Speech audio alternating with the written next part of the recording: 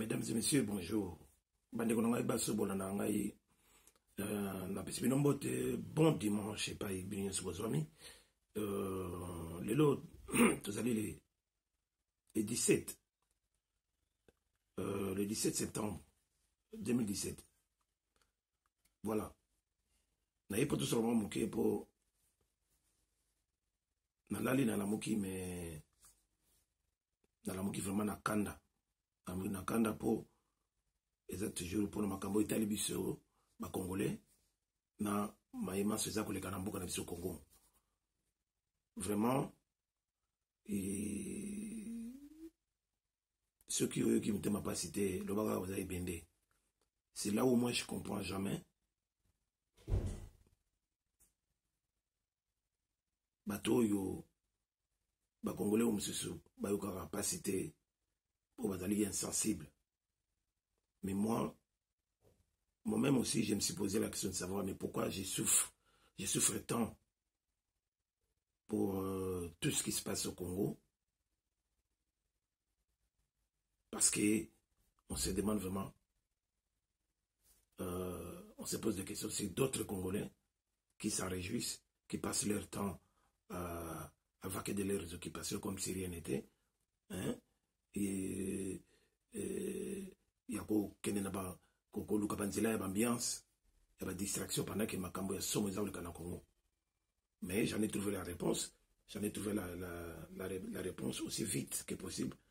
Ils avaient des questions à conscience. Donc à mon âme et conscience, n'a pas lâcher prise. Parce que soki ngai na tiki bitumba oyo mutabundelanga azate. Donc il nous faut à chacun de nous un pierre, de mettre un pierre à l'édifice. Donc nous avons besoin de ya peuple mokonzi. Na baninga nanga baninga na biso basoto na la diaspora. Tout ça ko bunda pona cause wana parce que c'est une cause juste, vraie et c'est une cause noble. Ma belé ya mutu, ma belé na vie ya mutu. Tant nzamba kelibiso yo na ngai na ye. Tozakaka na pouvoir ya gérer 10% ya vie na biso. Mais le reste ya vie ya bomoto eza na maboko ya Nzambe. Donc 90%, 90% ya vie ya moto eza na maboko ya Nzambe. Alors on doit quand même faire quelque chose avec les 10% qui nous restent. Pour ce baboto biso mabele, on perd déjà presque la moitié, il y a 10% de tikali na biso. Oui, tikali na no nangai. Alors donc tout prendre conscience, et l'autre qui m'a belé ils attendent à sali mutu asali mokili likolo na mabele atiki mutu na mabele. Alors tous en mabele ils le passe. Donc le dimanche pour fermer la parenthèse, le dimanche je me suis réveillé, donc je me suis senti très très mal. Pourquoi? Parce que on nous parle d'invalidité des passeports semi-biométriques qui a été sorti à peine moins de 2 ans. Oyo, gouvernement fantoche, régime, il y a pas voleur, il y a pas bandit, il y a pas criminel, il y a pas voyou. Un état mafieux où ils sont conduits par le Rwandais Hippolyte Kanambe. Ils n'arrêtent pas de voler. Donc, balingi bayi bali susumbongo na mitio ba congolais. Chez Okitundu, qui est un parmi les acteurs de mauvaise foi, criminels, ou un soi-disant ministre des Affaires étrangères qui déclare comme quoi ma passeport semi-biométrique ou en 2015 est sous valabilité à partir du 16 octobre prochain. Mais pour qui prenez-vous? Pour qui vous prenez, vous autres? Hein? que le moment là Congolais donc na niveau ni moment là Congolais mais biso les Congolais et on a eu les longs nabi Congolais tous zobi sa esprit va zaïrois. On ne doit pas chercher à se laisser entraîner comme ça, malmené par un groupe d'individus. Oyo, bazata la valeur mon côté. Bah, il y a ta valeur, il y a peuple congolais, il y a Congolais. Donc, ils veulent profiter de tout. Tout ce qu'ils ont tenté, tout élément. Tout élément, c'est quoi. Parce que, bah, comme il dit que ça a un esprit d'abino, tout zong ça esprit à Bazaïrois.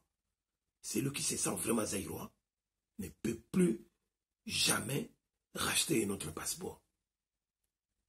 Il ne faut pas jouer leur jeu. Il faut bima na masolo wana. Ya on a le lona la mugnabi. Non, non, non.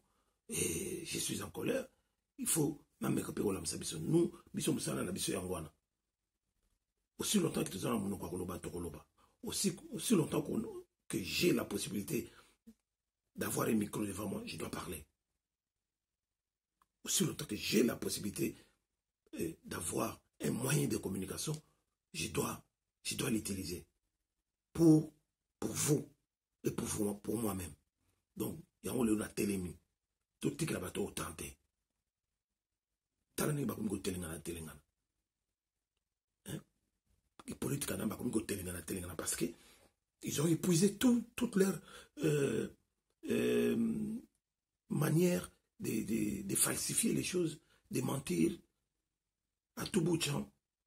Donc, le coup, t'en as pas souki. Il faut qu'il y ait un souka. Il y a un bel élan sur Congolais nyoso azako bunda mboka tokuta na biso nyoso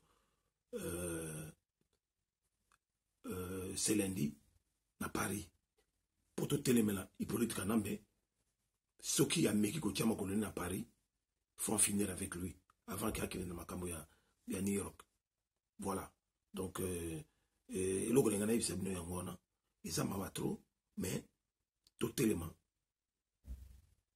totika kolekisa batango na makambo mosusu ya pamba ya ba insulte ou bien ba distraction kosambela oui botosambela kosambela na ndako kosambela partout mais le problème c'est quoi bato yo waza ko mener biso na distraction na Congo wana et puis awa na diaspora ce sont les pasteurs tobenga ba pasteur ba pasteur bata d'église bango ni baolo quand là le sabato. Alors ce tout bon landaka bango c'est pas la peine. On s'en sortira jamais.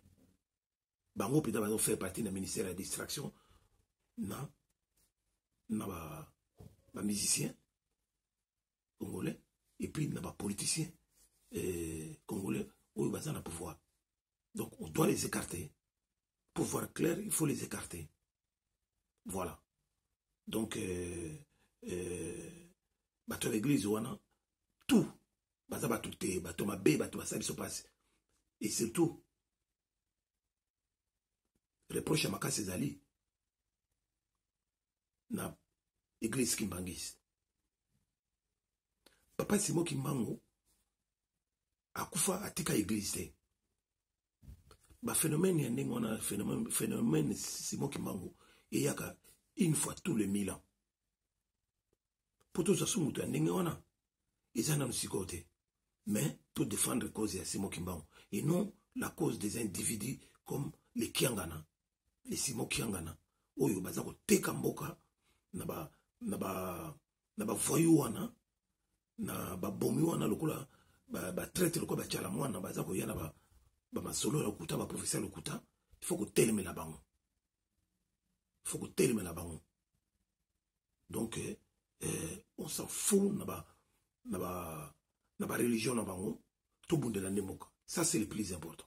On a zaki na webisa bino lelo yango wana ba tata ba mama ndeko na tikibino à la prochaine occasion. Merci, ciao.